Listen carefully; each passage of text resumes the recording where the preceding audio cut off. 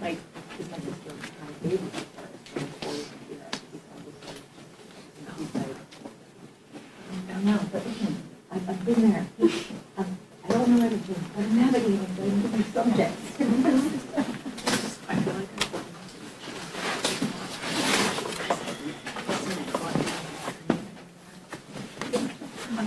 well, listen, my friends and I were talking about, like, I have, like, all my friends, like, we just little, and so that's what I came with my girlfriend, and we also just did, my one friend who wore heels more than the rest of us, was like, I don't want heels in this, and I'm like, I don't want heels in my clothes. Yeah. So, I don't know, you did better than I did. No.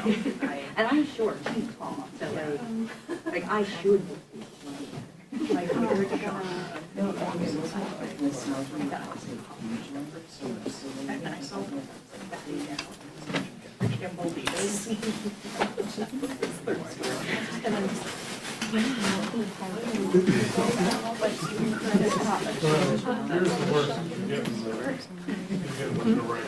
Yeah, high school was first off.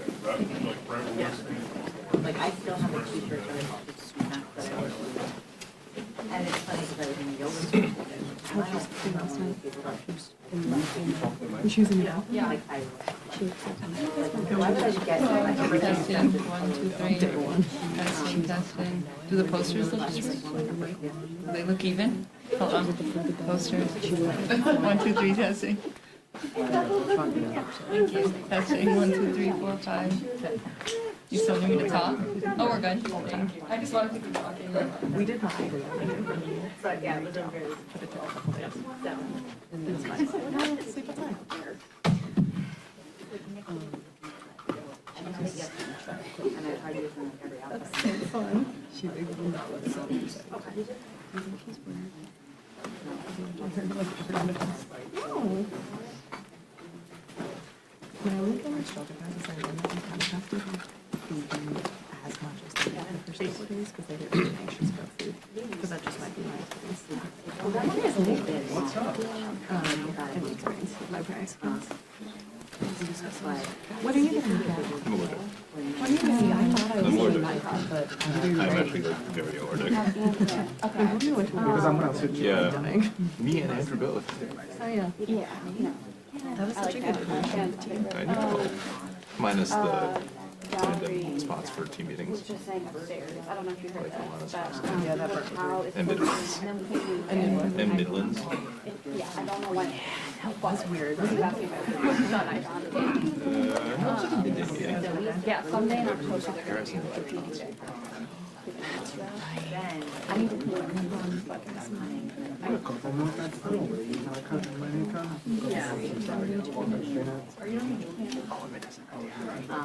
This is all I get. All the time it's like cool thing. That's because you're such a big fan. Now I'm trying to switch. Who's up? It's our friend doing the ring for Yeah, but that was me. I'm trying to tell her.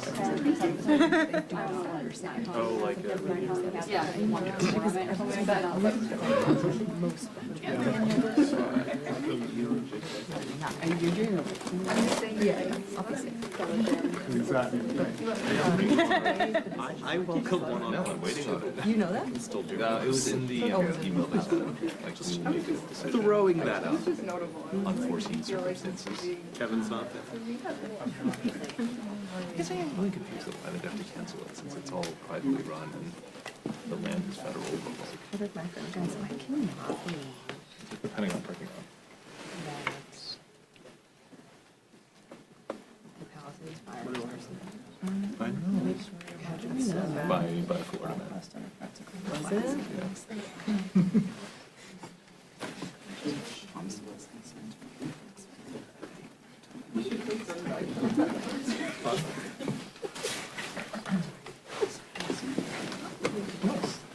Yeah, that will shut down.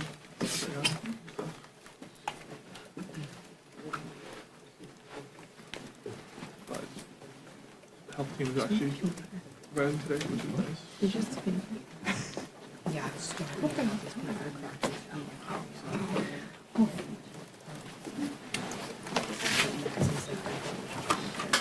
Okay, thank you. Another test. Go for it. Chad Bergeron Roberts, tax certificate. 12345. Chad, did you see the Yankee game last night? I did. What'd you think? They still gotta win 2 more. No. They're easy to hate. They won the most championships. They're easy to hate. Yes, as a New Yorker, I will love them forever. Don't hate on my Yankees. Okay, Siva, I know. I just want to see a Brooklyn smile, as was described yesterday. I'm with you. Wasn't that the term of art yesterday? I Yes. never- My wife is from Brooklyn, and I've never heard that term, a Brooklyn smile. I'll have to ask her. There's a joke in there about how she doesn't smile at you then. I think you're probably right about that. I know that much. I've never met, Siva Ava. I've only met AFP Ava, who The great reveal. is lovely but intimidating. Anything about Marjorie Taylor? Oh, I went to Boston early. It's about Apparently. and I literally had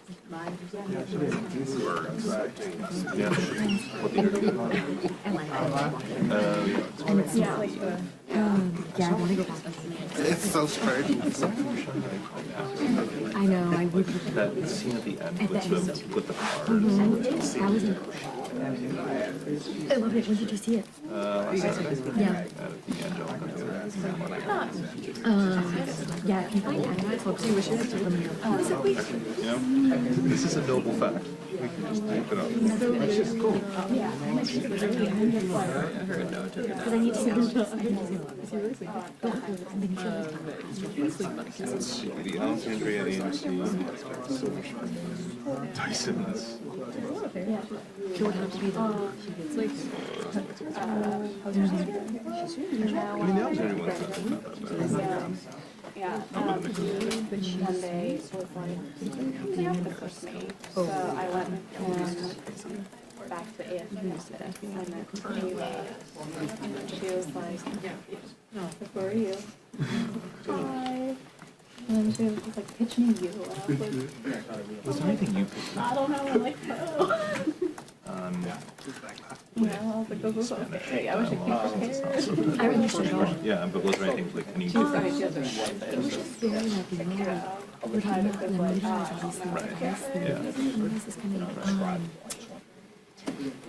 they were speaking Spanish like they were border people. Like it wasn't. Just send me as much as Like kind of transcribable. pigeony. Yeah, it was like really like the way people speak in their body. It's like, and I think that was intentional. Right. They didn't actually have Mexican actors play that. Well, because there's, I guess in Northern California. Yeah, I think. I didn't know that. I guess I didn't really register because I was like understanding everything, Right. so I was like paying attention. Yeah, I mean, for me, it's upset. I don't know. They were just basically who's doing the strategizing and how they're ready to get out This there. was what we were But I like it. I did notice it outside. I was like, that's intentional. I like that. not, it gets updated pretty regularly. Scene. And that's how. There was the spoiler that Yeah, was in like Norwegian or whatever. I don't know if I've seen the first one. It's the one about like the. It's gonna be more fired up against They like shape shifts and the different. Brooklyn smile. Maybe they will. But anyway, the spoiler is that no one knows what this feeling is until the movie. At the beginning, there's like this explorer running away from it. It's kind of like Norwegian, like it's Transformers, killer. Oh wow. Yeah. No, there's nothing in it. The dialogue with Sensi. Dude, Leonardo DiCaprio was incredible. He had me like mission forward.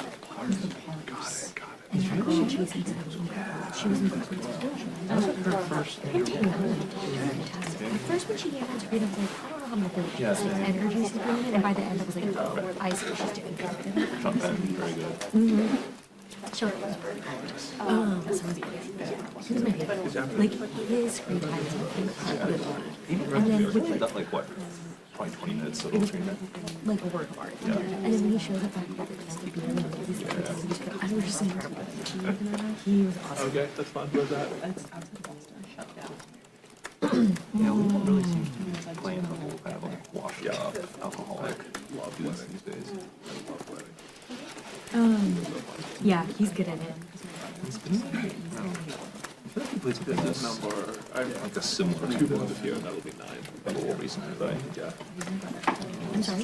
What else has he done? Recently? Yeah, because I feel like this has kind of been his, this has been kind of. Well, don't count, don't look up. They didn't Oh, start Killers of the right Flower away. Art. Yeah, I feel like that's kind of his vibe there. Yeah. I hit a point where there's something like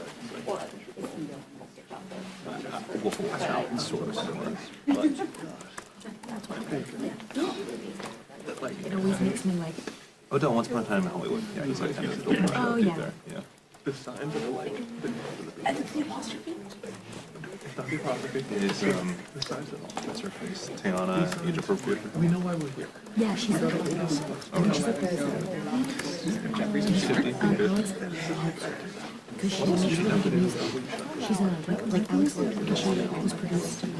She's like she's like a music producer. Yeah, she is a dancer. I mean, it was like, they had a whole different structure. I mean, no, literally, I mean, Just got rid of 5 or 6 different I've seen her because it went viral. deals they had done, something in San Francisco, some little dispute thing, you know, about That's her. So people were like, and this was a month after her having like she looks like that. She's ripped. I mean, sorry, this is like she's just very ripped.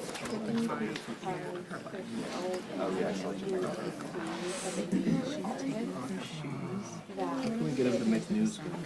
Like, I've been working on different, like, on pictures and stuff I want to do. Have you seen one battle after another? But Have you seen one battle after another? That's what we're talking about. it's just, After about something like, I know No, or the angry army 10-miler runner in the second row. I like that. But yes. It's just hard. you did.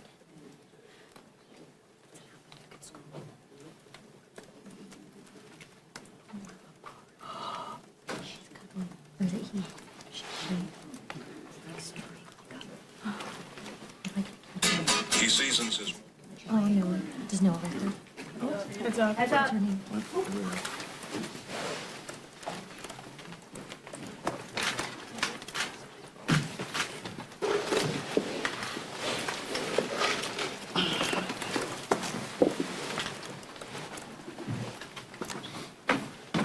Good afternoon, everyone. My honor to be joined by Whip Catherine Clark, our caucus chair Pete Aguilar, one of our co-chairs of the Steering and Policy Committee, Nanette Barragan, vice chair of the House Democratic Caucus, Ted Lieu, 5-term and under Representative Stephen Horsford, and of course, the top Democrat on the Rules Committee, Ranking Member Jim McGovern from the Commonwealth of Massachusetts, which is well represented to my right. The one was to me about. That would be correct.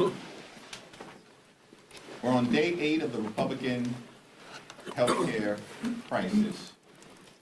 A crisis that has been visited upon the American people for months and is causing great devastation to working class America, rural America, suburban America, small town America, the heartland of America, urban America, and black and brown communities all throughout America. House Democrats are here at the Capitol on duty and ready to reopen the government and enact a spending agreement that actually meets the needs of the American people, while at the same time addresses the Republican health care crisis that is devastating the American people and is causing premiums, copays, and deductibles to go up for tens of millions of Americans because of the Republican refusal to extend the Affordable Care Act tax credits. We're asking everyday Americans from all across the country to share your story about the premium increases that you are experiencing with your member of Congress, with your United States Senator, and certainly with any of us. If you've received a letter, or when you receive a letter in the next few weeks, we want you to reach out to us and share that letter with us. You can do it at democraticleader.house.gov/share your story. That's democraticleader.house.gov/share your story. We are fighting for you. We know that because of the Republican healthcare crisis and their refusal to address the Affordable Care Act tax credits that are on the brink of expiring, that millions of Americans are about to see their health care costs double, triple, or quadruple. And when you get that letter in the mail, share it with us. You can share it with us, as I indicated, and you can include a hashtag, my premium went up. My premium went up. And it's going up because of the continued Republican refusal to extend the Affordable Care Act tax credits. My honor to yield to our Democratic whip, Catherine Clark. Thank you so much, Mr. Leader. We are so grateful for your leadership and your vision at this point of healthcare crisis, and I'm proud to be here with these representatives in leadership of our caucus. Here's the terrible thing about the position that the Republicans have backed themselves into with healthcare. It hurts everyone. And this isn't about red states or blue states. These premium hikes, these cuts, are going to make healthcare more expensive and harder to obtain for every American. We had a hearing today in the Capitol, and we were joined by a 29-year-old woman, Mariah Plant from West Virginia. And she told us about her family's struggle. She is the full-time caretaker for her brother Matt, who suffers a lot of disabilities and needs to be home and be on Medicaid. And without that support, she doesn't know how she would be able to provide for her brother. She also runs a small business and receives a tax credit so that she can afford health insurance under the ACA. So she is looking at potentially a cut to Medicaid that jeopardizes her ability to care for her loved one and her family, and in the immediate future, a steep rise in premiums and no ability for her to make that up. Her budget simply doesn't stretch that far. Like most Americans, she doesn't have that extra hundreds of dollars lying around a month to be able to afford health care. And that was the story from West Virginia. And as I look in my district, as premium notices are coming out, a couple in Massachusetts that makes $88,000 a year is looking at having their premium doubled. If we go to Speaker Johnson's hometown of Benton, Louisiana, that same couple making $88,000 will see a tripling of their premium, 3 times. That could be around $23,000 a year for that couple to pay. People can't afford that. 60% of families in this country cannot meet the basics, cannot afford the basics for their family. And these sort of dramatic jumps in premiums are what is going to pull them under. So here we are, and we implore the Republican Party, go talk to your neighbors and hear their anxieties about what's happening to their health care, what's happening in your shutdown you're imposing on them, and get on a plane and come back to Washington and get to work in reopening this government and protecting health care and the American worker. And with that, I am proud to yield to the chairman of our caucus, Pete Aguilar. Thank you, Whip Clark, and thank you, Leader Jeffries, for convening us here, for your strength in asking House Democrats to be here, to be present, to be here at work. This is day 8 of the Republican-led shutdown. It's the second week that House Republicans have refused to call us back to the House, the last session day being, I believe, September 19th. Rather than tackling the most pressing issues facing our nation, including the rising costs of health care, Republicans are running from their responsibilities. By failing to negotiate with Democrats to extend the Affordable Care Act tax credits, Republicans are guaranteeing that they are exacerbating this health care crisis. Take, for example, Iowa's 1st Congressional District, represented by Congresswoman Marianna Miller Meeks. This, by the way, is the same member who said she'll hold town halls when hell freezes over just this week. A 60-year-old couple earning $82,000 a year will see their annual premiums rise by 200%, $13,000 a year. For another example, Republican Congressman Gabe Evans, Colorado District, a family of 4 earning just $64,000 a year, will see their premiums increase 195%, or $2,500 a year. Think about that. Americans are already struggling with the affordability crisis, and they are being jammed with this health care crisis, all at the hands of Speaker Johnson and his Republican colleagues. And they're lying, claiming that they're the ones working around the clock to fix this health care, to help fix health care. If that's true, where are they?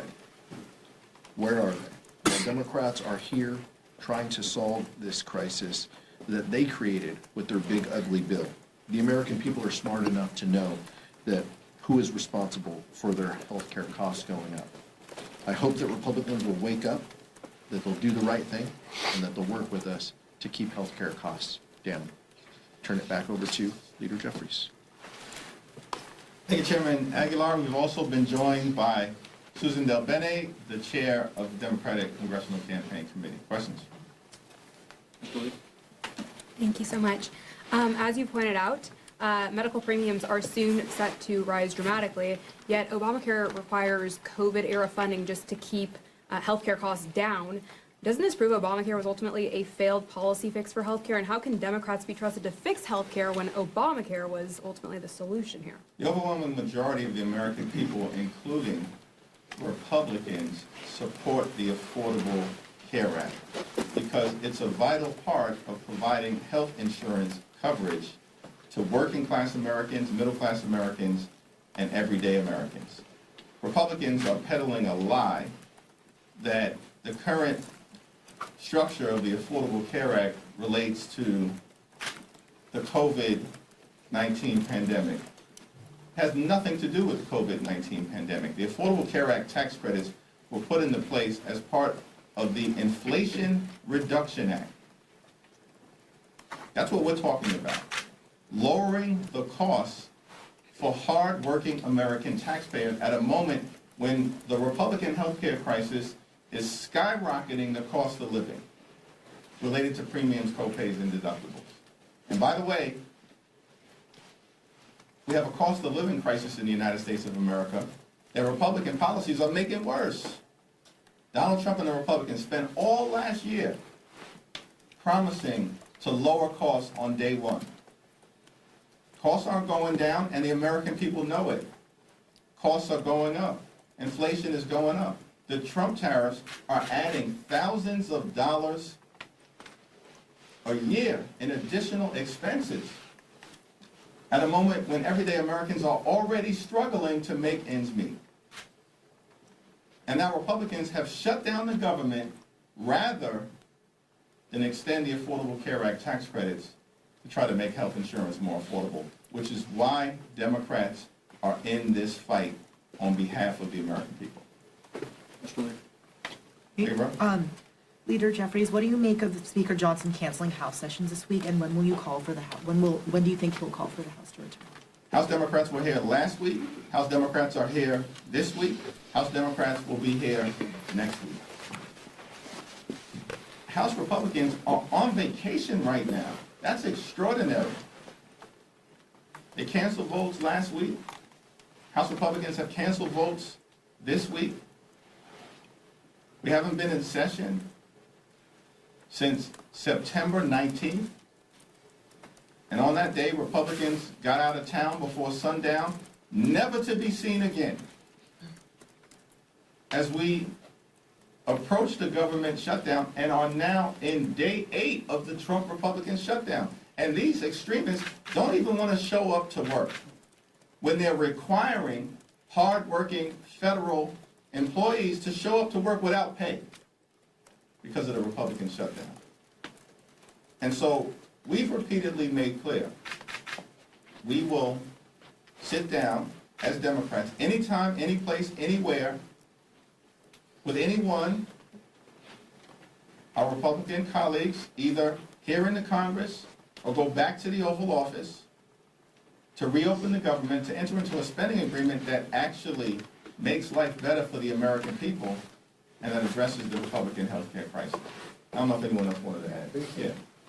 You know, Republicans love to advocate for more work requirements for poor people, people on SNAP, people on Medicaid. Well, I got an idea. Let's have a work requirement for Republicans to show up to Congress and do your goddamn job. I mean, millions of people are about to lose their health care. This is a serious crisis we're in, and we can avoid it. We can avoid people losing their health care, we can keep the government open. They need to show up. Mr. Leader. Thank you, Mr. Leader. Yesterday you said that 1-year extension on the ACA subsidies was a non-starter. James Shaheen said that, told me that red line was not helpful to the conversations that she's having in the Senate with her colleagues on both sides of the aisle. Leader Schumer said this morning that he didn't want to negotiate in public and declined to go as far as you did yesterday. Are you still consistent with red line being no to a 1-year extension, or kind of where are you at today on that? Yes, if anything is presented to us, of course, the caucus will consider it in good faith. But at the moment, here's where we stand. Republicans enacted massive tax breaks for their billionaire donors as part of the One Big Ugly Bill. And they made those tax breaks permanent, while at the same time ripping Medicaid away from 14 million Americans and stealing food from the mouths of hungry children, seniors, and veterans. And then, are we to take the position at this moment in time, in the midst of a Republican healthcare crisis, that we can't provide stability and certainty to working class Americans who rely on the Affordable Care Act tax credits? That's an unreasonable position for anyone in Congress to take at this moment in time, relative to what Republicans have done in ripping health care away from tens of millions of Americans. Our position that has been articulated in a bill that was introduced by Senator Patty Murray and Congresswoman Rosa DeLauro is a permanent extension of the Affordable Care Act tax credits to match the permanent extension that Republicans on their own saw fit to do for the wealthy, the well-off, and the well-connected as part of the Republican continuing effort to subsidize the lifestyles of the rich and shameless. Now, at the end of the day, the caucus, in good faith, will evaluate anything presented from the Senate. But, in our view, as it relates to the Affordable Care Act tax credits and any other effort to address the Republican health care crisis. It has to be meaningful. It has to be meaningful in terms of making a difference in the lives of the American people. Do you maintain that there's no daylight between you and Senate Democrats? Yes. Julia? Okay. Thank you, Mr. Leader. There's been a lot of discussion about whether there should be a vote on paying the military during this shutdown. I know some of your members penned a letter to the Speaker asking him to call the House back on it. Today, the Speaker said unlikely because basically the House had the opportunity to have that vote. Do you believe there should be a standalone vote on military pay? I believe that we should pay our men and women in uniform, and I support the effort of our members to make sure that that takes place. And shame on the Republicans for remaining on vacation and even refusing to pay our troops because of their continued effort to gut the health care of the American people, which they're putting above even the men and women of the U.S. military. I don't know if Catherine, I'll tell you one just. Go ahead. Having served on active duty in the U.S. military, it is insane not to pay our troops. Some of them are in high-risk missions, and you want them thinking about whether they can get paid, whether they can care for their family. You don't want them focused on that. You want them focused on our national security. And this is going to affect our national security. House Democrats are here, Republicans are on vacation. They need to come back and work, and we need to pay our troops. I would just add that Mike Johnson sort of doubled down on this and showed their callous disregard for the Americans involved in their shutdown. Because what he said was a vote to give funding to our troops so they don't miss a paycheck while serving our country would be a show vote. A show vote? I can't imagine anything more disrespectful. And it's just insight into how they are viewing this. You take the deal we are offering to the American people, and the Republican deal is we take your health care away in order to pay for permanent tax breaks for the very wealthiest people. And if you don't take that deal, we're going to shut down government. And we're not even going to come to work while we are telling hardworking Americans who serve the public, you've got to go to work and not get paid. But us, we'll get paid and not show up for work. That's how little regard they have for the American people and what they're going through. And this entire system and this entire shutdown is based on their allegiance to the very wealthy. And American families are not making it. And every day they make life harder and more expensive. And you can see it in the way they toss aside payment to the troops as a political stunt, some sort of showboat. This is something that we have come together in a bipartisan way at the beginning of every shutdown and voted to do. That is what we do when we are in these terrible situations of a government shutdown. And the fact that they don't do it tells you exactly how they regard our troops and the American people. Mr. Leader, will you call Speaker Johnson and implore him to swear in Adelita Grijalva? We have made clear privately and publicly that Representative Adelita Grijalva should be sworn in immediately, without delay. Mike Johnson swore in 2 Republican members of Congress immediately after their April 1st special elections were concluded during a pro forma session when no one else was even around. And that was done by Republicans because they wanted to jam their one big ugly bill down the throats of the American people so they could rip away health care, steal food from children, and enact massive tax breaks for their billionaire donors. Republicans acted with great urgency to swear in 2 right-wing members of Congress to do in the American people in order to reward the wealthy, the well-off, and well-connected. But now, at this moment, Representative-elect Adelita Grijalva, who won by much wider margins than those two Republican members, there is no dispute or controversy relative to her election. And so many of us are asking the question, why the delay, Mike? What's the delay with respect to Representative-elect Adelita Grijalva? Does it have anything to do with Republicans' continuing effort to hide the Epstein files from the American people? Inquiring minds want to know. Third row. You? Oh, that is, sorry. I got that right. This is actually for Whip Clark, if you could address this, and Leader Jeffries, feel free to as well. Just curious what steps you're taking right now to make sure that back pay for federal furloughed workers is guaranteed under the 2019 law. We have already taken the steps necessary because, as you pointed out, that is the law that Speaker Johnson voted for.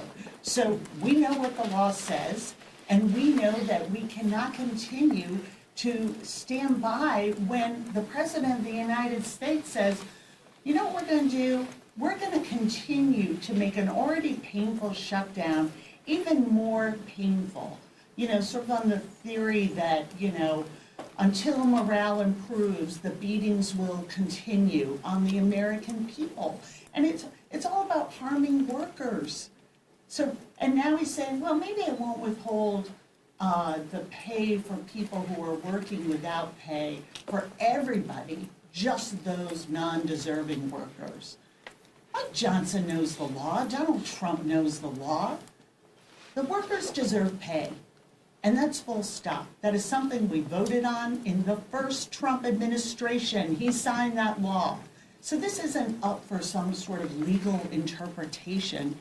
That is the law. But that seems to be very out of vogue with this version of the Republican Party. But the law is clear, and we are going to stand here for workers who are being put in the position of having to show up for their jobs and do their work without pay or be sent home and furloughed, and hope that the Republicans come back to Washington and end their shutdown and get people back to work. I want to give Nanette Barragán an opportunity to respond to the Representative-elect Adelita Grijalva situation.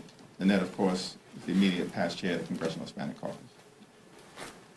Well, thank you. I want to echo the leader's remarks and say, look, the Congressional Hispanic Caucus is at the largest it's been.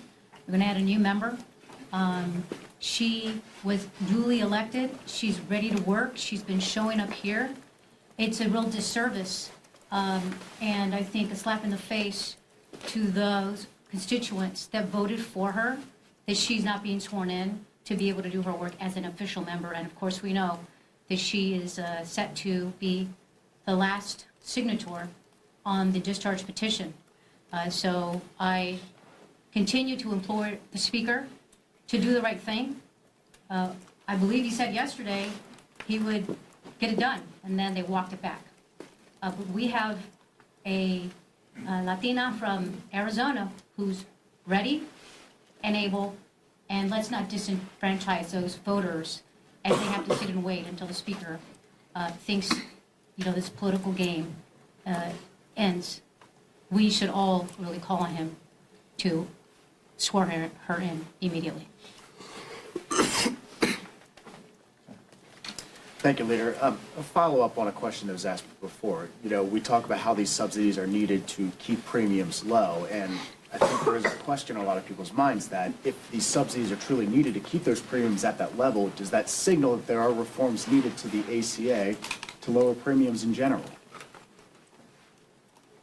It's incredibly important to make sure that we extend the Affordable Care Act tax credits for working class Americans, middle class Americans, and everyday Americans. People like Mariah Plant, who we heard from earlier today.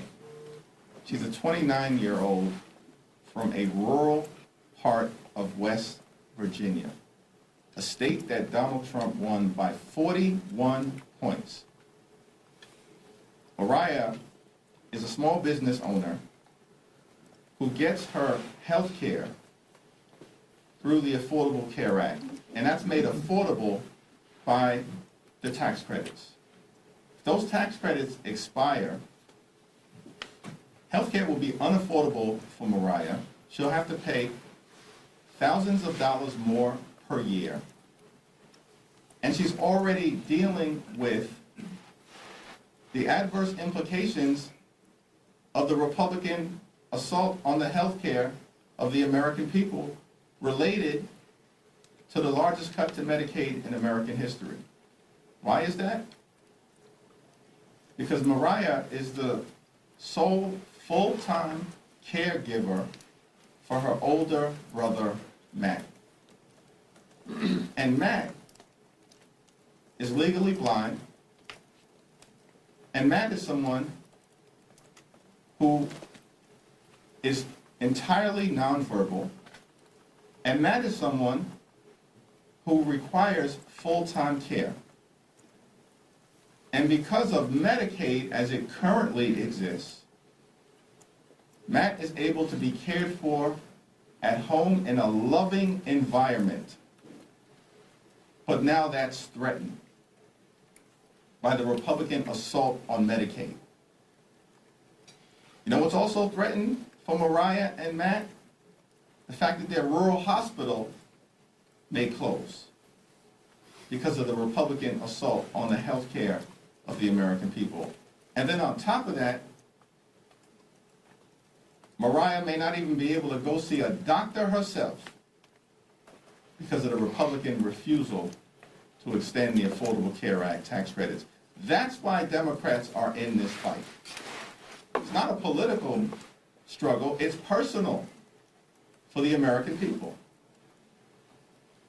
And just like we're telling Mariah's story, elevating it, as she did earlier today at our hearing, so courageously and authentically on behalf of everyone else in West Virginia and throughout the country, we're asking the American people to share their stories with all of us about the hardship that you're facing as a result of the Republican healthcare crisis and the need for something to be done about it right now. I want to give Stephen Horsford an opportunity to say anything, and Susan Del Bene.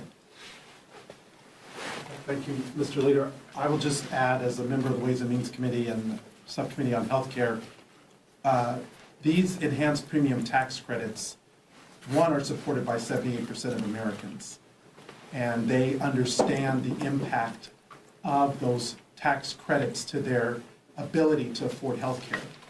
And just like Republicans made a priority to pass massive tax breaks for the very wealthy, Democrats made it a priority to give tax relief to middle-class families so that they could afford health care. We're using the tax code to help middle-class families afford health care, not the ultra-rich get another tax break for a yacht or whatever else they're buying. This is a matter of life and death, and it's a matter of clear priority by the House Democratic Caucus, led by Leader Jeffries and Whip Clark and the rest of our leadership team. And it is personal, because not only are our constituents dealing with this issue, but members of Congress are dealing with these critical issues. And we will make sure that we continue to defend every person's right to health care. It is an economic imperative, and it's a human right. You know what happens when more people have health care coverage? People are healthier and we save money. I think it's really important to think about the fact that when we have these tax credits in place, that actually saves us money. Cutting the tax credits means more and more people aren't going to have health care, more and more people going to the ER, more and more uncompensated care that others have to pick up the cost for, raising prices on everyone, not just folks on the exchange, raising prices on everyone. Our healthcare system is challenged. We see more rural hospitals, more services in hospitals closed, more folks, more staff being let go. It's a spiral. So not only because of the incredible stories like Mariah that the leader was just talking about, but also from a fiscal standpoint, it's the right thing to do. It helps our communities, more people have coverage, it's more fiscally responsible, and yet Republicans are still on vacation and have no plan on how to continue going forward. I just want to say, look, I sit on Energy and Commerce. I sit on the committee that does everything on healthcare. And I can tell you, hearing after hearing after hearing, we are not hearing Republicans come up with legislation or bills that's going to bring down the cost of their healthcare. On the contrary, everything that's being done is raising cost. So the party in power right now, the Republican Party, who controls what the hearings are not having hearings on how to lower the cost of healthcare or premiums. Look, we want to make sure healthcare is accessible to everybody, whether you're a Democrat, whether you're a Republican or independent in rural America, in small towns, in cities like mine. This is about healthcare. This is about getting everybody access to healthcare. And I can tell you that we do not have those hearings. The party in charge has not expressed an interest in committee on having hearings on how to bring the cost down. So Democrats are fighting to do just that. Thank you, Mr. Leader. We've talked a lot about the countless Americans who are going to lose their paychecks in a prolonged shutdown. We've also seen lawmakers from both chambers and both sides of the aisle say that they will forfeit their checks to stand in solidarity with those Americans. Are you or any members of your leadership team planning on doing the same thing? That's an individual decision that every member will have to make on November 1st. Hopefully, Republicans will actually get back to Washington well before that, do their job so we can sit down, reopen the government now, enact a spending agreement that makes life better for the American people now and addresses the Republican healthcare crisis now. Have you heard from the White House at all since your meeting with the president? And do you think that he ultimately needs to engage in order to have the Republicans perhaps take up health care as well? In the White House meeting that we had last week, I made clear to the president, with Johnson and Thune sitting right there, that the reason why Leader Schumer and I demanded this meeting is because at the end of the day, nothing's going to happen on the Republican side unless Donald Trump tells them to do it. The Republicans here in Congress have long ago abandoned the notion that they're part of a separate and co-equal branch of government. They don't see their jobs that way.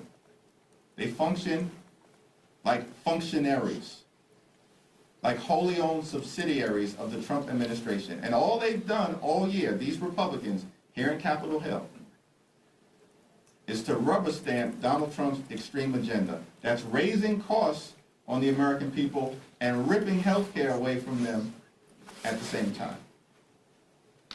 If we're going to get a resolution here, we need presidential leadership. That's what Donald Trump himself said 12 years ago in 2013. If a shutdown happens, the buck stops with the president. This is now the second time that the government has been shut down under Donald Trump, and he's in the Presidential Witness Protection Program. He's nowhere to be found. He's got time to be on the golf course, but apparently doesn't have time to sit down with Democrats in the House and the Senate to reopen the government. Thank you, everyone. Thank you. 2-game series now. Told you what was going to happen yesterday. Go Mariners!